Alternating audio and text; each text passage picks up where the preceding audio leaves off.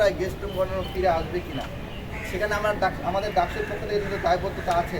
এবং আমাদের যেহেতু শিক্ষার্থীরা আমাদেরকে এই কারণেই ম্যান্ডেট দিয়েছেন যে তারা দেখেছে যে 90 ডাকসুর পরবর্তী সময়ে গেস্ট রুম গণনা ফিরে এসেছিল, এবং এই জন্য আমাদেরকে ম্যান্ডেট দিয়েছেন, আমাকে ভোট দিয়েছেন বা অন্য প্যানেলে যারা নির্বাচিত হয়েছেন তাদেরকে ভোট দিয়েছেন, যাতে করে ঢাকা বিশ্ববিদ্যালয়ে গেস্ট রুম গণনা রাজনৈতিক প্রোগ্রামের নামে নির্যাতন, এই ধরনের সংঘর্ষের রাজনীতি, এগুলো যাতে আর কোনো ফিরে না আসে। তো সেইটা আমাদের দায়িত্ব